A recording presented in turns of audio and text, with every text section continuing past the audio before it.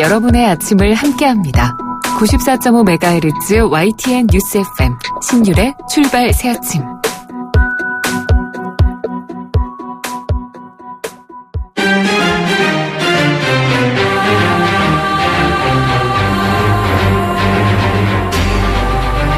매일 아침을 뉴스로 깨웁니다.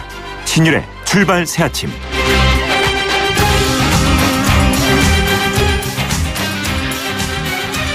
2014년 4월 16일이 다시 세상에 공기를 마시기까지는 더 시간이 걸릴 것으로 보입니다.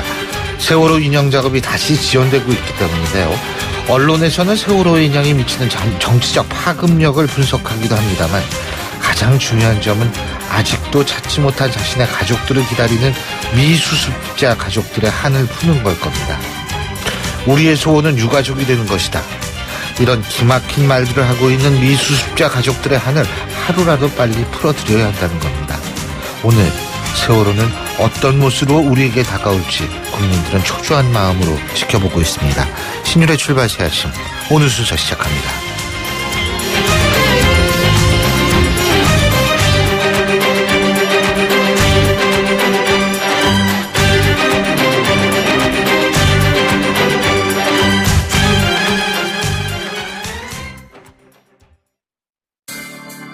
모든 자격증 합격 시대 에듀 공무원 시험 합격 시대 에듀 취업 성공의 합격 시대 에듀 이 시대의 모든 합격 시대 에듀 합격의 공식 시대 에듀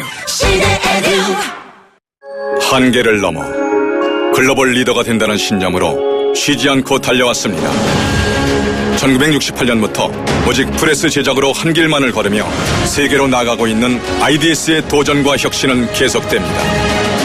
고객 만족을 최우선 가치로 생각하는 주식회사 IDS. 김 사장님은 고민하던 공장 먼지 악취를 어떻게 해결했을까? 박 사장님도 쉽게 없애기 어려운 식당 연기 냄새를 해결하려면 정답은 역시 우양집진기. 이제 25년 기술의 우양집진기로 말끔히 해결하세요. 집진기는 역시 우양집진기. 우양집진기. 검색창에 우양집진기. 건설 관련 업체 정보들은 더하고 직거래니까 중간 마진은 빼고 매출을 곱하면 이거 결국 플러스네. 아무리 계산해도 건설 플러스. 견적부터 계약까지 건설산업 직거래 장터 건설 플러스. 건설 플러스. YTN 라디오 신율의 출발 새아침. 지금까지 들어온 뉴스 정리해보겠습니다. 백병규 시사평론가 스튜디오에 나와 계십니다. 어서 오십시오. 안녕하십니까. 예. 제가 지금 방금 말씀드렸습니다만 세월호 인양 작업, 이거 참 세월호가 올라오기 이렇게 힘듭니다. 이 성미 자동차가 왜 왔다 갔다 하는 그 램프의 잠금 장치가 파손이 돼가지고 램프가 지금 열려 있었는데 이게 그 바닷속에 있어가지고 그 잘 파손이 어떻게 됐는지 알 수가 없었다는 거 아닙니까? 그죠? 네, 그렇습니다. 그래서 이게 이제 그 시간과의 그 싸움이 됐는데요. 이 램프 제거 작업 자체는 좀 어렵지는 않지만 그러나 그 수중에서 하고 있는 이 램프 제거 작업에 이제 얼마나 시간이 걸리느냐 하는 문제입니다. 예. 오늘 오전까지는 이를 제거를 하고 선체를 이제 해수면 그 13m까지 끌어올려서 이 자정까지는 한 1.6km 정도 떨어져 있는 이 반잠수식 선박에 좀 옮겨 실어야 하기 때문인데요. 예. 왜냐하면 그 내일부터 이제 그 물살이 강해지는 그 중조기에 그 접어들기 때문에 그렇습니다. 그런데 그 다행스럽게도 이 밤샘 작업 끝에 지금 그 램프가 걸려 있는 경첩 4개 가운데 3개를 이제 그 제거를 했다고 그러죠. 그러니까 공정의 그 4분의 3 정도가 그 진행이 됐습니다. 그래서 10시에 이제 해수부에서 그 공식 발표를 할 거라고 그러는데요. 오늘 10시요? 네. 그래서 좀 어떻든 뭐 좀 다행이 아닐까 싶기는 한데 그러나 그 작업 진행 상황은 좀 지켜봐야 될 것 같습니다. 그렇군요. 네. 지금 이제 세월호는 해상으로 12m까지 부상이 돼 있다고 하죠. 끌어올렸는데요. 1m가 문제입니다. 예. 3년을 기다렸는데요, 뭐. 그죠? 네. 그런데 아무튼 이제 오늘 이제 인양을 어떻든 반잠수식 선박이 이제 이걸 끌어올려야 되기 때문에 이 작업까지가 어떻게 되느냐가 굉장히 좀 중요하다고 봐야 되겠죠. 자, 그리고 더불어민주당 그 현장 투표 얘기 좀 계속해야 될 것 같아요. 이 사전 유출 문제, 현장 투표 결과 사전 유출. 이게 물론 그 더불어민주당 당 선관위죠. 당 선관위는 허위다라고 얘기를 했는데 그 말은 책임을 질 수 있을지 전 그것도 좀 궁금하고요. 우리가 뭐 허위인지 사실인지 알 수가 있는 상황이 아니니까. 근데 허위다라고 일단은 얘기를 했었지 않습니까? 어제는. 그리고 여기에 대해서 또 대선 후보 간의 공방 계속 이어지고 있죠. 네, 허위라고 이야기를 했지만 네. 사실상 그 참관인들이 보고 이제 각 캠프에 보고한 그럼 선관위도 집계한 자료 문제 아니겠습니까? 그래서 선관위는 지금 확인할 수 없다는 거죠. 확인할 수 없다는 게 허위가 그렇죠. 허위다가 아니다가 아니고. 왜냐하면 이미 그 개표 결과가 지금 밀봉이 돼서 중앙선관위에 넘어가 있기 때문에 이 자료가 맞는지 안 맞는지 자체를 좀 확인할 수 없다. 그 허위다 아니다는 아직 단계가 아니다 이 말씀이시네요. 그렇죠. 그래서 그 당선관위 공식은 입장이다. 확인할 수 없는 미확인 정보다. 이렇게 아니, 어제 뭐 강훈식 의원이 되더라고요. 어디 나와서 그런 얘기를 하길래 허위가 밝혀졌나 좀 그런 생각을 했더니 사실은 아니군요. 그 뭐 일부 오차는 있겠지만 거의 뭐 정확하다고 봐야 되지 않을까 싶고요. 네. 지금 방금 저희가 선미 램프 작업 말씀드렸는데요. 6시 45분, 오늘 아침 6시 45분에 이 세월호 선미 램프 제거 작업이 완료가 됐답니다. 이제 다시 올라올 수 있겠죠. 예, 네, 말씀해 그 주시죠. 4개 가운데 마지막 1개까지 그 제거를 했군요. 네. 정말 그 다행스러운 일입니다. 예. 네. 그래서 이제 어제 그 진상조사위원회를 이제 그 당에서 이제 구성을 했는데요. 예. 일단 경기와 경북, 전북의 그 지역위원장 6명이 현장 투표 종료 후에 메신저 그 단체 대화방, 이른바 뭐 단톡방이라고 하죠. 여기 예. 이제 그 후보별 그 득표수를 득표수 집계 결과를 올린 사실을 이제 파악을 했다고 그러죠. 그러나 이들이 올린 개표 결과는 유포된 그 개표 결과에 그 불과합니다. 그래서 조사 대상은 사실상 그 더 늘어날 수 있는 이런 상황인데요. 네, 얼마나 이제 그 신속하게 조사를 좀 매듭질 수 있을 것인지가 이제 문제입니다. 안희정 후보 측은 안희정 후보가 그 1위일 수 있는 지역은 다 빠져 있다면서 이 의도적인 그 유포 가능성을 좀 언급을 했고요. 그러면서 그 고발 조치 등 당에 좀 분명한 입장 표명을 요구를 했습니다. 이재명 후보 측 또한 이 조직적인 그 유포 가능성을 좀 언급하고 나섰는데요. 이 문재인 후보 측은 뭐 이런 두 후보의 어떤 반응에 비해서는 네, 사전 유출은 좀 불가피했던 건 아니냐. 이제 이런 현실론을 좀 개진하고 있는데요. 문재인 후보가 어제 직접 언급하기도 했습니다. 이 전북도의회 그 기자회견에서 처음부터 바로 공개하든지 아니면 그 권역별로 투개표를 그 실시하든지 했어야 했다면서 일부 유출은 처음부터 좀 불가피했던 측면이 있다. 이렇게 좀 지적을 하기도 했고요. 이 처음부터 예견됐던 유출 사고였음에도 불구하고 당과 당의 그 선거관리위원회가 여기에 대해서 그 대책도 또 수습 방안도 제대로 마련하고 있지 못하다는 점에서 이 책임론을 좀 피하기 어려울 것 같죠? 예. 뭐 불가피했으면은 미리 얘기를 하면 문제가 이렇게 안 커지죠. 그렇죠. 네? 그래서 이제 최소한 참관인들한테 비밀 보호 각서라도 받아서 말하자면 좀 이렇게 유출시키면 된다. 처벌 규정이 있어야죠. 네, 이런 좀 주의라도 줬더라고 한다면 이런 사태까지 오는 데는 좀 그래도 좀 막을 수 있지 않았을까 이런 생각도 좀 해보게 되죠. 우리 백병규 평론가님은 이런 것도 적폐의 일종이라고 보십니까? 아니면 신패입니까? 네, 이 부분은 사실은 1000명의 그 참관인들이 있었기 때문에 이렇게 했을 경우에는 이 유출은 좀 불가피합니다. 그래서 처음부터 아예 권역별로 따로 실시를 하든지 아니면은 설령 그 개표는 했다 하더라도 그 투표는 했다 하더라도 개표함은 권역별로 따로 열든지 일이 있어야 되는데 당에서 정말 사실은 좀 잘못한 부분들이 있고요. 후보 진영에서도 단속을 좀 했어야 됐었죠. 국민의당도 경선관리 비상 걸렸다고. 그렇습니다. 그 완전 국민 경선형 첫 그 현장 투표를 이제 그 내일 실시하게 되는데요. 뭐 경선 관리에 뭐 비상이 걸릴 수밖에 없겠죠. 이 신분증만 있으면 누구나 그 투표에 참여할 수 있는데 문제는 이제 그 대리 충복 투표 가능성에다가 충복도 문제죠. 네, 거기에다가 이른바 이제 그 관광버스 등을 동원한 구태의 그 이제 그 동원 투표 우려. 이제 이 문제가 상당히 좀 심각하죠. 이 박지원 대표 어제 뭐 기자간담회를 가졌는데 이 민주당 사태를 좀 타산지석으로 삼아서 좀 잘해야 하는데 남무당 얘기를 할 정신이 없다. 이렇게 얘기를 했다고 그러죠. 이 관광버스를 동원한다거나 하는 일이 있으면 엄중 대응하겠다라고 얘기를 했는데 어떻게 될지 좀 지켜봐야 될 것 같습니다. 민주당 근데 경선 치열해지면서 아주 민주당은 후보 간의 공방이 대단해요. 굉장히 점점 더 수위가 높아지고 있잖아요. 그죠? 네, 오늘 이제 광주에서 오후 12시 10분인가요? 이때 이제 그 7차 토론이, TV 토론이 예정되어 있죠. 광주 호남 지역 경선을 바로 앞두고 실시되는 TV 토론이라는 점에서 그 어느 때보다도 이 관심도가 좀 높을 수밖에 없는데요. 엊그제 그 문재인 후보가 그 자신의 그 발언을 그 끊임없이 왜곡하거나 교묘히 공격했다면서 이 직설적으로 그 문재인 후보를 비판했던 그 안희정 후보. 어제도 이제 그 문재인 후보를 좀 직설적으로 좀 비판하고 나섰는데요. 어제 그 광주 그 빅골 체육관에서 열린 어게인 2002 광주 기적의 행사에서 안희정 후보, 이 문재인 후보가 그 다음 대통령으로 대한민국을 좀 이끌 미래 비전이 없다고 이야기를 했습니다. 안희정 후보는 그 자신의 그 대화와 그 타협을 향한 그 새로운 민주주의의 그 비전을 배신했다. 너무 좀 벗어났다. 이렇게 말하는 후보의 말을 들었다면서 이같이 이야기를 했는데요. 네, 후보들 간의 공방. 굉장히 좀 강도가 좀 높아질 것 같죠? 저 근데 제일 궁금한 게 이 부분이에요. 자유한국당 홍준표 지사 있지 않습니까? 경선 후보. 박근혜 전 대통령을 강도 높게 비판하고 나섰다고 그러는데 제 기억으로는 얼마 전까지는 굉장히 그 좀 호의적인 얘기를 많이 하지 않았나? 제가 기억이 잘못됐나?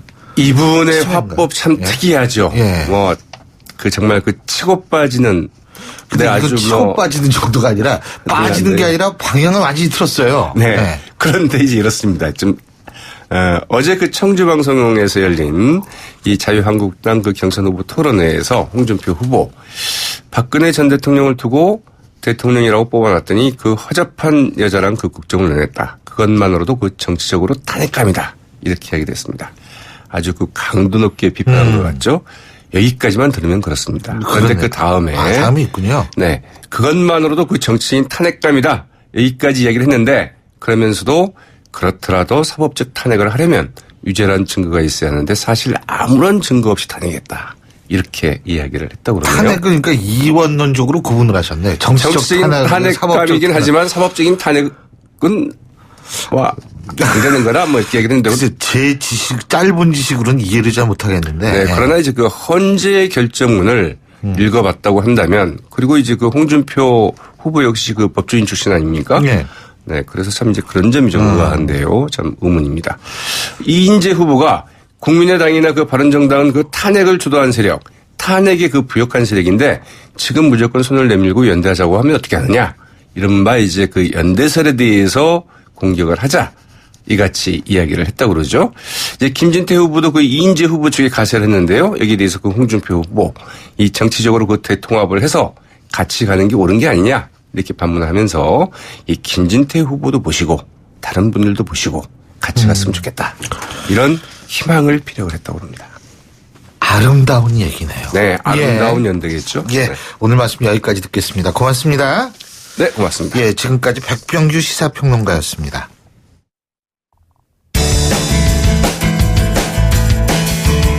여러분은 지금 FM 94.5MHz로 방송되고 있는 신율의 출발 새 아침을 듣고 계십니다. 의견 주실 분은 짧은 문자 50원, 긴 문자 100원의 이용료가 드는 휴대전화 문자 메시지 우물정 0945번으로 의견 남기실 수 있습니다.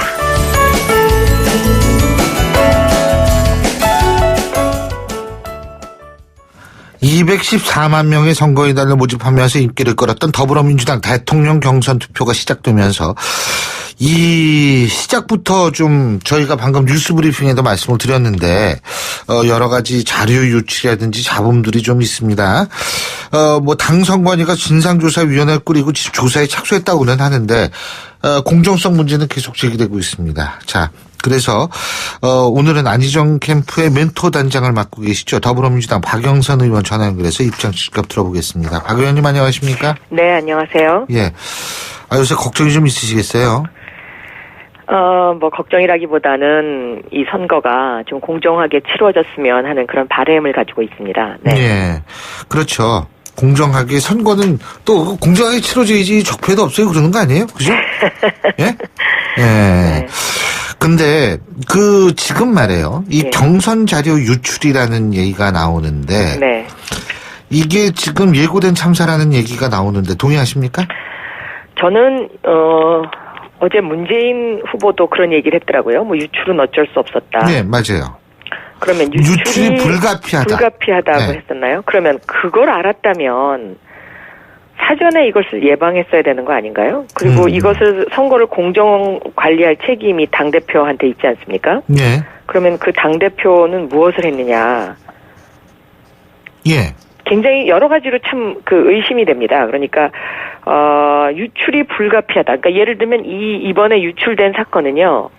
그 부재자 투표를 우리가 하지 않습니까? 예. 그럼 그 부재자 투표의 결과가 선거 전에 밝혀진 거하고 거의 유사한 사례거든요.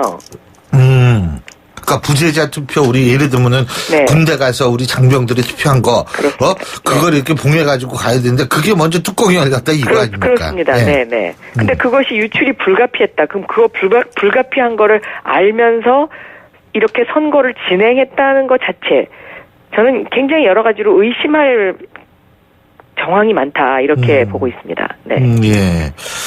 그러면서 이제 또 문재인 전 대표 측에서는 축제 분위기 해치지 말자. 네. 예. 이거 문제 제기하면 축제 분위기 해치는 모양이던데. 저는 법을 전공하셨잖아요. 예. 법을 전공하신 분이 지금 이 선거라는 엄중한 상황에서 그 소위 법이 어겨진 거 아닙니까? 예. 그러니까 불법이죠. 그러니까 왜냐하면 공개하지 말아야 될 것이 공개가 됐으니까. 그런데 이것을 축제와 비유한다는 것 자체가 저는 이런 어떤 그 비유를 잘못한다는 것은 사실 사안에 대한 분별력의 문제입니다. 네. 그래서 저는 적절하지 못한 비유다. 이것 역시. 그러니까 예를 들면 그 전두환 장군이라고 이야기해서 그 사진이 문제가 됐을 때 이것은 내가 고른 것이 아니다. TV 토론팀에서 해줬다라는 이야기를 한 것 자체도 저는 어떤 이 이야기를 해야 되는지 말아야 되는지에 대한 분별력의 문제다라고 생각합니다. 근데 그거 무슨 토론팀인데 사진까지 골라줘요? 아니 근데 그 사진이라는 게요.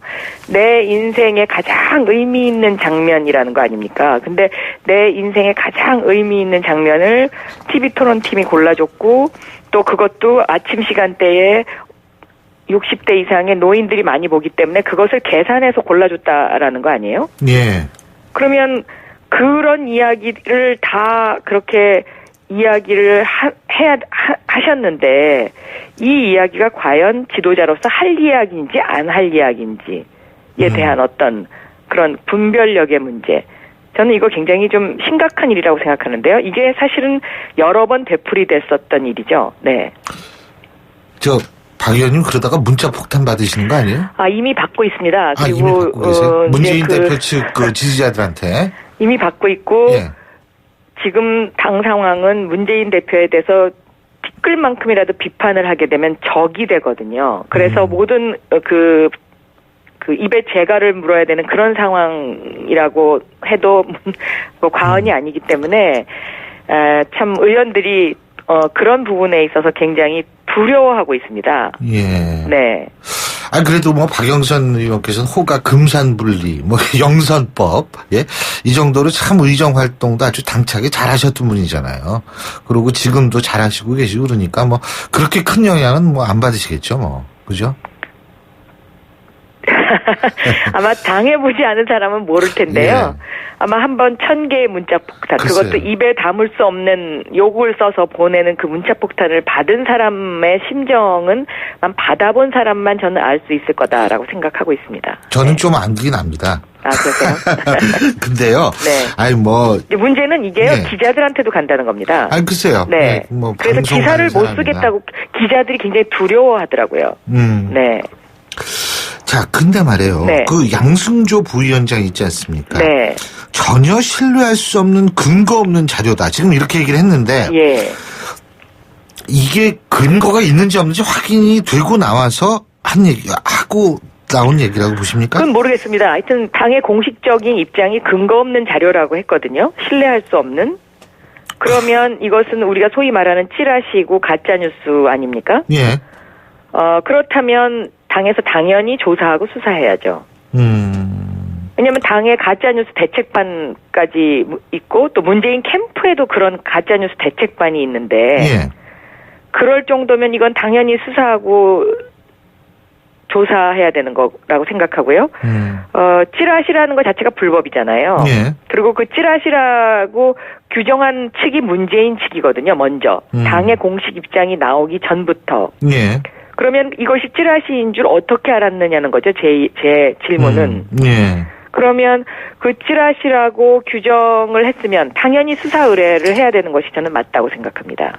수사 네. 의뢰를 해야 한다. 네. 그렇죠. 그리고 아무래도 지금 경선 과정을 선관위가 관리를 하지 않습니까? 표면적으로는. 네, 그렇습니다. 네. 그러니까 당연히 국가기관이 들어갔으면은 이건 수사의 대상이 될 수 있겠죠. 네. 근데 지금 그러면은 그 수사 의뢰를 당에서 해야 된다는 말씀이시죠? 당에서 해야죠. 그러니까 찌라시라는 것 자체만 갖고도 수사 의뢰가 가능하니까요. 검찰이 찌라시에 대해서 수사하지 않습니까? 예. 네, 허위 사실을 유포하는 거니까요. 네. 그렇죠. 네. 그리고 말이에요. 또 네. 한 가지는 지금 이제 여러 가지. 저는 사실 어떤 한 사람의 어떤 말이 뭐 순간적으로 나올 수도 있지만 이게 누적된 결과일 가능성도 있거든요. 그러니까 안희정 지사가 정 떨어진다, 질리게 만든다. 뭐 그리고 문재인 후보가 다음 대통령으로 대한민국을 이끌 미래 비전이 없다. 뭐 이런 얘기도 했다고 하는데 네. 이거는 어떻게 보십니까, 박영선 의원께서는? 아마 많은 분들이요, 그 안희정 후보가 그 페북에 올린 질린다라는 표현이 있잖아요. 네. 거기에 굉장히 공감을 하더라고요. 근데 질린다라는 표현은 지금 말씀하신 것처럼 한 번, 두 번 있었던 일이 아니고 여러 번 이것이 반복됐을 때 쓸 수 있는 이야기죠. 그렇죠. 네.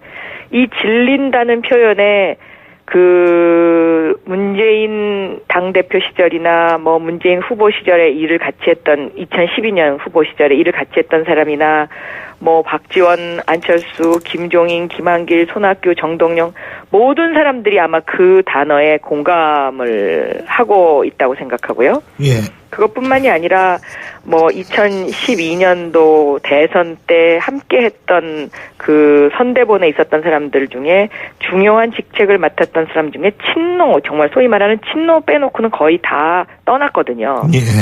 이분들도 똑같은 심정이다. 저는 그렇게 보고 있습니다. 예. 근데 뭐 문재인 후보 측은 밤에 쓴 글은 연애 편지처럼 아침에 보면 후회하는 내용이다. 이거야말로 제가 보기에는 해서는 안 되는 굉장히 뭐라 그럴까요?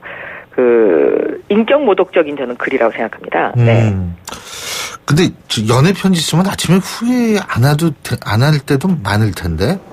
아니 그래서 제가 지금 말씀드린 게 인격 모독적인 그렇죠. 말이다. 이 말 자체가. 네. 그러니까 상대방에 대해서는 정말 그 한도 끝도 없이 상처를 주는 말, 또 심한 말을 마구 하면서 본인들이 하는 말에 대해서는 그것이 다 옳고 선이고 이런 어떤 구조, 이것 때문에 지금 이 뭐 패권주의니 뭐 계속해서 그런 이야기가 나오고 있거든요. 그러니까 자신들의 열렬한 지지자들을 위해서만 존재하는 어떤 그런 그 어떤 원칙들, 이런 것들이 굉장히 이제 문제죠. 그리고 예를 들어서 뭐 어제도 보면은 영입 인사가 뭐 세금을 포탈했다 뭐 이런 기사가 난 것이 있습니다. 예. 근데 거기에 달린 그 친문들의 그 댓글을 보면은요 전부 옹호하고 있거든요. 근데 만약에 예를 들어서 그 역지사지로 그 상대방한테 그런 일이 있었다고 치면 똑같은 사안을 놓고 문재인한테 찬성하고 문재인한테 줄댄 사람들한테는 굉장히 우호적이고 그 사람들을 보호하고 똑같은 사안인데 비판하는 사람들에게는 엄청난 비난을 가하는 것, 이것이 지금 가장 큰 문제다라고 생각합니다. 네. 김종인 전 대표가 이런 얘기를 했습니다. 문재인 후보 측 극렬 지지층에 대해서 히틀러 추종자들을 연상시킨다. 그 사람들은 버릇이 그렇게 돼 있어서 영원히 그럴 것 같은데 정권을 잡으면 더 심해질까 봐 걱정이다. 그 사람들 행태를 보면 과거 독일 히틀러 추종자들이 떠오를 때도 있는데 그 정도가 너무 심한 수준이라는 말이다. 이런 얘기를 하고 패권 정치를 하고 있다. 이런 얘기를 했는데 이런 부분에 대해서 해결 방안이라든지 개선 방향은 없다고 보십니까? 해결하기 위해서는 일단 이 부분은 어떻게 생각하세요? 김종인 전 대표. 그러니까 그런 어떤 그 표현만 달리했지 지금 다 똑같은 얘기를 하고 있는 거 아닙니까? 예를 들면 2012년 대선 때요. 박근혜 대통령이 뭐 시발단인가 하는 그런 댓글 부대를 운영했고요. 예. 국정원에서도 또 댓글 부대를 운영해서 이것이 한창 문제가 됐잖아요. 예. 근데 그 국정원이나 시발단에서 썼던 그 댓글의 표현들이 정말 그 사람의 마음을 후비고 그다음에 그 써서는 안 되는 아주 정말 그 악질적인 표현들을 사용하지 않았습니까? 예. 그 표현과 지금의 그 문재인의 소위 말하는 문바들이 보낸다는 1000개, 1000여 개의 문자 거의 동일선상에 있거든요. 그러니까 지금 박근혜, 예. 문재인, 뭐 예를 들면 그 김종인 대표가 표현했다는 히틀러 이런 거 이게 다 동일선상에 있는 어떤 그런 표현들이죠 지금. 예. 네. 그게 개선되기는 좀 힘들다, 그죠? 예. 저는 이것을 개선하는 방법은요. 예. 문재인 대표가 여기에 대해서 적극적으로 대응을 하면 전 개선된다고 생각합니다. 그러니까 네. 자기 지지자들, 추종자들한테 적극적으로 나서서 그러지 말아라. 그럼요. 예? 네. 이렇게. 근데 그게 좀 이것을 정리할 수 있는 능력이 있어야 되거든요, 지도자는. 그런데 오늘 어디 그 신문의 칼럼에도 났던데요. 이것을 즐기고 있는 것 아니냐. 겉으로는 뭐 하지 마라. 뭐 그냥 이렇게 그 얘기 한 번씩 이야기를 던지면서 이걸 즐기고 있는 것처럼 보인다라는 그런 신문 칼럼이 있더라고요. 예. 아마 많은 분들이 거기에 동의하는 것 아닌가요? 네. 예. 어쨌든 참, 저는 어떤 정치인을 좋아할 수는 있다고 보는데 너무 그 도가 지나치면 사실 그건 조금, 그 우리나라에서 유난히 많이 나타나는 현상이고 외국엔 사실 그런 현상 많이 없지 않습니까? 네. 그래서 뭐 트럼프, 오바마 뭐 이런 이 현상을 비교하는데 그건 많이 비교 자체가 좀 불가능하다고 이미 좀 얘기를 했었고 저도 그걸 보면서 좀 답답할 때가 있습니다. 그러니까 이런 현상에 대해서는 예. 남에 대한 배려가 없는 그런 것에 대해서 저는 문제가 있다고 생각하는 게요. 예. 그 전두환 사진과 관련해서 TV 토론팀이 한 거다라는 이야기를 공개적으로 하지 않았습니까? 예. 그러면 실질적으로 그 사진을 골라준 사람은 지금 심정이 어떻겠습니까? 그러니까 거기까지 생각을 해야죠, 지도자는요. 예. 알겠습니다. 오늘 말씀 여기까지 듣겠습니다. 네. 고맙습니다. 네. 예, 지금까지 더불어민주당 박영선 의원이었고요. 신율의 출발 새 아침 1부 순서 여기서 줄입니다. 잠시 뒤 2부에서 뵙겠습니다. 골프 장갑도 G맥스 생산 장갑도 G맥스 헬스 장갑도 G맥스 가죽 장갑도 G맥스 장갑하면 G맥스 대한민국 우리 장갑 G맥스 30년 한길 범양 글러브가 만듭니다. 글러브맥스 G맥스 소통의 아침을 여는 공정한 목소리. 신율의 출발 새 아침. 신율의 출발 새 아침 2부 순서 먼저 광고부터 듣겠습니다. 김 사장님은 고민하던 공장 먼지 악취를 어떻게 해결했을까? 박 사장님도 쉽게 없애기 어려운 식당 연기 냄새를 해결하려면 정답은 역시 우양집진기. 이제 25년 기술의 우양집진기로 말끔히 해결하세요. 집진기는 역시 우양집진기. 우양집진기 검색창에 우양집진기. 온도와 습도를 항상 일정하게 유지시켜주는 항온항습기 전문기업 AR. 전산센터, 반도체 공장, 미술관, 박물관, 귀중품 보관실을 30년 축적된 기술로 AR이 지켜드립니다. 24시간 확실한 서비스 보장. 031-497-0561. 사장님, 성악가 김동규 씨네 집 바닥재 좋던데 우리 집도 똑같은 걸로 해줘요. 아, 요즘 떠오르는 바닥재 스타 강마루. 스타일 좋고 습기 열 긁힘에 강하니까 오래 사용하려면 그래서 스타 강마루를 하는구나. 성악가 김동규입니다. 강마루 스타는 스타 강마루. 스타 강마루. 모든 자격증 합격 시대 에듀 공무원 시험 합격 시대 에듀 취업 성공의 합격 시대 에듀 이 시대의 모든 합격 시대 에듀 합격의 공식 시대 에듀. 시대 에듀 한계를 넘어 글로벌 리더가 된다는 신념으로 쉬지 않고 달려왔습니다. 1968년부터 오직 프레스 제작으로 한 길만을 걸으며 세계로 나가고 있는 IDS의 도전과 혁신은 계속됩니다. 고객 만족을 최우선 가치로 생각하는 주식회사 IDS. 크리네어 테크. 크리네어 테크 집중기. 주물 작업, 연마 작업, 페인트 작업. 분진가스, 냄새, 연기 작업장 분진. 이 세상에 못 없애는 분진이 어딨어. 크리네어 테크 기술력이 끝내줍니다. 크리네어 테크. 크리네어 테크 집중기. 안녕하세요, 지드래곤입니다. 실시한 건 시작도 안 하는 제가 요즘 뭐하고 지내는지 아세요? 바로 레볼루션. 레볼루션을 한다는 거 그 자체가 레볼루션. 리니지 2 레볼루션. 지금 다운로드 받으세요. 12세 이용가.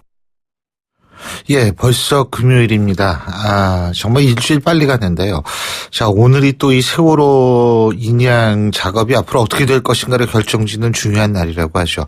여러 가지 의미가 있습니다. 7시 43분 48초 지나고 있는데 교통 상황 알아보겠습니다. 김정윤 캐스터. 네, 출발 새 아침 교통정보입니다. 서울 외곽순환고속도로 일산에서 구리 쪽으로 가는 길 6시 초반대 통일로 부근에서 사고가 있었는데요. 10분 전쯤에 처리 작업 모두 끝이 났습니다. 다만 일산에서 고양까지는 이 사고 여파 때문에 4km 구간 정체가 남아있는 상황이고요. 그 이후로는 남양주부터 상일, 광암터널에서 서하남, 성남에서 판교까지 12km 구간 더 밀립니다. 계속해서 하계분기점 부근 1차로에서는 낙하물 처리 작업을 하고 있으니까요. 1차로 미리 피해서 이동을 하시기 바랍니다. 서해안고속도로 목포 쪽으로는 금천 부근, 팔곡터널 부근 일대로 차량 정체가 되고 있는데 비봉 부근 3차로와 갓길에서도 고장난 화물차 처리 중에 있습니다. 다행히 밀리지는 않지만 차로 변경에 유의해서 이동을 하셔야겠고요. 서해안고속도로와 이어지는 서부간선도로 외곽 쪽으로는 거의 전 구간에서 밀리고 있는 상황이고 반대편 도심 쪽으로도 고척교부터 양평교까지 긴 구간에서 속도 내기가 어렵습니다. 출발 새 아침 교통정보였습니다. YTN 라디오 신율의 출발 새 아침. 예, 그 세월호 인양이 좌측 선미 쪽 램프 문제로 잠시 중단이 됐다가 저희가 속보로 말씀을 드렸었죠. 오늘 오전 6시 45분에 램프가 제거가 돼서 다시 이제 인양 작업이 시작됐다라고 말씀을 드렸는데요. 자, 그러면 날짜로 따지면 오늘이 인양 시작 한지 3일째입니다. 세월호가 수면 위로 올라오면 올라올수록 참 여러 가지로 생각이 드시는 분들이 많을 텐데요. 오늘은 전 세월호 특조위 김성훈 조사관과 함께 이 현재 인양 상황 그리고 제2기 특조위와 선체조사위원회 출범 과연 어떻게 바라보고 있고 어떤 입장을 가지고 있는지 직접 입장 들어보겠습니다. 자, 김성훈 조사관 나와 계시죠? 안녕하십니까? 네, 안녕하십니까? 예. 이거 지금 이제 지금 인양 작업 어떻게 보세요? 순조롭게 잘 되고 있다고 보십니까? 국민들께서 뉴스를 보셔서 아시겠지만 지금 사실 순조롭다 이렇게만 평가하기 좀 어려운 점들이 많이 있는 것 같습니다. 네. 당장 계속 이제 기술적인 문제들이 나타나고 있는 것 같아서요. 굉장히 우려 섞인 시선으로 좀 바라보고 있는 입장입니다. 우리 김 조사관께서는 어떤 우려를 갖고 계십니까? 우선 당장은 이제 선체가 올라왔는데요. 예.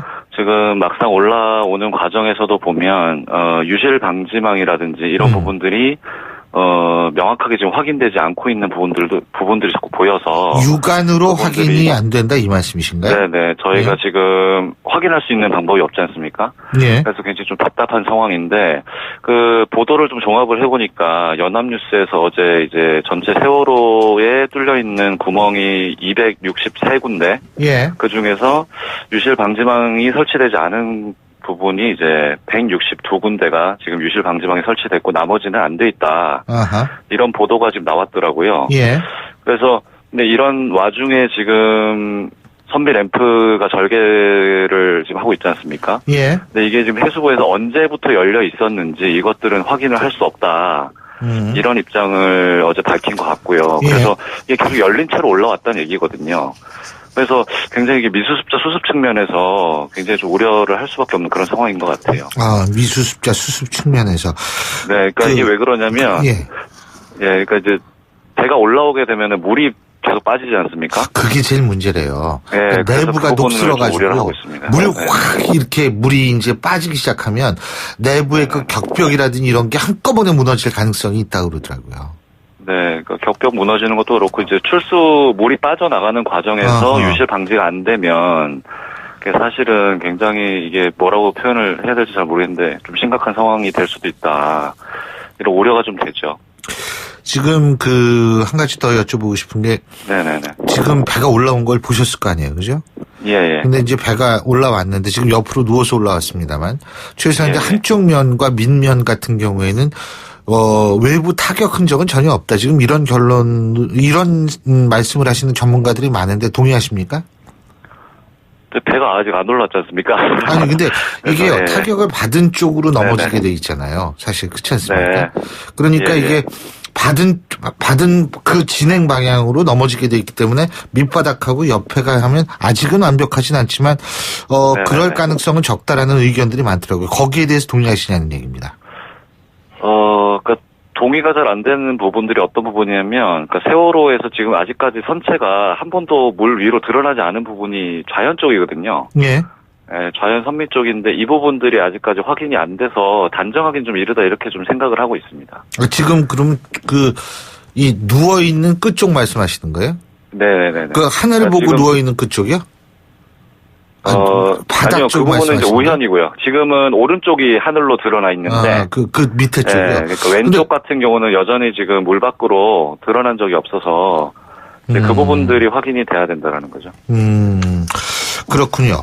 그리고 네네. 지금, 이 인양이 됐을 때요. 그리고 이제, 미수습 시신을 일단은 먼저 찾아야 될 거 아닙니까? 그죠? 목포까지, 그게 목포 신항에서 찾게 되는 거죠? 네, 그렇습니다. 그렇죠. 이제 끌고 가서. 예? 예. 근데 이 끌고 가는 과정도 상당히 중요할 것 같아요. 제가 볼 때는.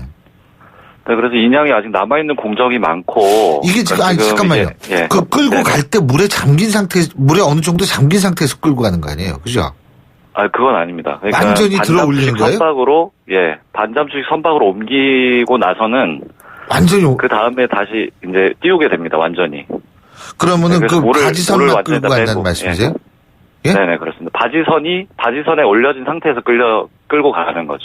아니, 저는 그게 왜 여쭤봤냐면, 바지선이 물 밑에 좀 있고, 그리고 그 위에 물론 이제 세월호가 올라가는데, 요 세월호도 아주 물 위에 이렇게 떠 있는 게 아니라 어느 정도 잠겨서 가는 거 아닌가 궁금해서 제가 여쭤본 거거든요. 그러니까 그 반잠수식 선박이 부양이 가능해요. 이 바닥이. 네, 그래서 이렇게 올라가게 되면은 세월호가 이제 물 밖으로 완전히 드러나면서 물이 다 빠지게 되는 거죠. 그렇군요. 근데 그러면은 이제 일단 거기만 올려놓으면, 이게 이제 다 올라와가지고, 이 끌고 가면은 추가 유실 가능성은 없겠네요. 그죠? 목포까지 가는데. 네, 그러니까 이제 지금 또 우려가 되는 부분이 반잠수정으로 옮기는 과정이 올리는 거. 해수부에서도 가장 힘들다, 크리티컬 포인트다. 이렇게 지금 입장을 발표를 한 바가 있고, 그리고 이제 마지막에 물이 빠지는 과정도 이제 거기에서 벌어지거든요. 이게 쫙 올라오니까 물이 쫙 나가는 거죠, 그죠? 압력이 달라지니까. 네, 지금 그 반잠수식 선박은 트여 있어요. 그러니까 막혀 있는 게 아니라. 사방이 트여 있다고. 막혀 있는 게 아니라 트여 있는 상태에서 물이 빠지기 때문에 그 과정에서 만약에 일어날 수 있는 유실이라든지 이런 부분에 대한 대비가 지금 안 돼 있는 상황입니다. 그러면은 그거 어떻게 대비를 해야 되는 거 아니에요, 지금이라도? 네, 그래서 대비를 했으면 좋겠는데, 그러니까 해수부에서 어떤 입장을 가지고 있는지 혹은 대비를 하고 있는지를 확인을 할 수가 없으니까 답답한 상황이죠. 네네. 그거를 예를 들면은 좀 전문가들이라든지 이쪽의 의견을 좀 많이 들어야 되는 거 아니겠어요? 그러니까 원래 장비가 지금 교체돼서 그런 거거든요. 원래는 플로팅 도크라는 장비를 사용을 하기로 돼 있었는데, 지금은 이제 그 목포 신항으로 이동하는 장비가 반잠수식 선박으로 바뀌었단 말이죠. 근데 플로팅 도크 같은 경우는 사방이 막혀 있어요. 그래서 그 안에서 만약에 출수하는 과정에서 유실이 일어나더라도 그 안에 다 갇혀 있거든요. 근데 지금은 반잠수식 선박이 사방이 트여 있기 때문에 이 과정에서 일어나는 그 유실 문제는 지금 대비가 안 돼 있는 그런 상황이라고 말씀을 드리는 겁니다. 그렇군요. 자, 그리고 요거 조금 행정적인 거, 시간, 관계상 그것도 좀 여쭤봐야 되는데, 지금 제2기 특조위가 구성이 되죠, 그죠? 2기 특조위요? 예, 아니죠. 선체조사위원회. 선체조사위원회하고 특조위도 추가로 구성이 되는 거 아닙니까? 아닌가요? 그거는 아직 국회에서 아직 논의 중인 걸로 알고 있습니다. 그런데 어쨌든 선체조사위원회 같은 거 이런 데 하실 때 기존에 특조위에서 활동하셨던 분들이 그동안 아무래도 조사를 쭉 하셨을 테니까 뭐 지식도 많고 정보도 많고 이러니까 사실 그런 분들도 좀 함께 활동을 해야 되는 거 아닌가 이런 얘기도 있더라고요. 네, 근데 지금 문제가 이제 그런 부분보다 그러니까 이제 배는 이미 올라왔지 않습니까? 근데 지금 조사를 하는 주체는 없는 상황이에요. 그러니까 선체위원회가 출범을 했다고 하는데 사실 뭐 위원 선임도 안 됐고 이제 조사관 선임이라든지 이런 채용이라든지 이런 절차가 아직도 많이 남아 있는데 이제 그 과정 그 사이의 공백기 이 공백기에 대해서 이제 배가 완전히 육상에 거치되고 났을 때 그러니까 이 선체 조사를 누가 할 것인가에 대한 문제가 굉장히 심각한 거죠. 근데 저희가 어제 박주민 의원하고 얘기를 했거든요. 저는 인터뷰를 했는데 박주민 의원 같은 경우에는 구여권에서는 제가 구여권이라고 하는 이유는요. 지금 여야가 없거든요. 대통령이었기 때문에. 그래서 구여 구야 이런 식으로 표현합니다. 근데 구여권에서는 한 2명 정도밖에 아니고 구야권에서 추천 인사가 더 많다고 그러던데 선체 이 조사위원회. 그러니까 추천 인사 문제가 아니고 국회 일정상 그러니까 아직까지 위원회 구성이 안 된 거예요. 그래서 이게 3월 28일부터 이제 임명 절차에 들어가게 된다 이런 얘기들이 있는데, 그러니까 지금 배는 4월 초면은 올라오지 않습니까? 그럼 그 다음에는 해수부에서 선체 정리 용역을 들어가게 돼요. 그 과정에서 조사를 할 수 없는 상황입니다. 그럼 그걸 좀 늦게 들어가면 안 돼요, 해수부가? 그런데 이제 선체가 육상에 올라오게 되면 부식이 빠른 속도로 일어나기 때문에. 부식이 빠르게 일어나요. 해수부 입장에서도, 그럼 국회가 빨리 움직여야겠네요. 근데 이제 그게 물리적인 시간이 사실은, 위원회가 구성이 물리적으로 되려면은 직원 채용도 해야 되고 예산 배정도 해야 되고 이런 절차들이 있잖아요. 시행령도 만들어야 되고. 근데 이런 과정들이 아직까지 전혀 진행되지 않았기 때문에, 아무리 빨리 한다 그래도. 예상되기로는 한 달 이상 적어도 2달. 길게 걸리면 3달까지도 걸릴 수 있다. 그래서 그 사이에 근데 선체 정리 용역은 해수부에서 계속 작업은 진행이 될 거란 말이죠. 할 수밖에 없군요. 해수부도. 할 수밖에 없고 그 공백기에 대한 어떤 조사의 문제라든지 관리 감독에 대한 문제라든지 이런 문제들이 계속적으로 제기가 될 수밖에 없는 그런 상황인 것 같아요. 앞으로 산적한 과제가 많군요. 이렇게 정리를 딱 해주시니까 제가 좀 이해하겠습니다. 오늘 말씀 잘 들었습니다. 고맙습니다. 지금까지 전 세월호 특별조사위원이셨죠. 김성훈 조사관이었고요. 신율의 출발새 아침 2부 순서 여기서 줄입니다. 전 8시 10분 3부에서 뵙겠습니다.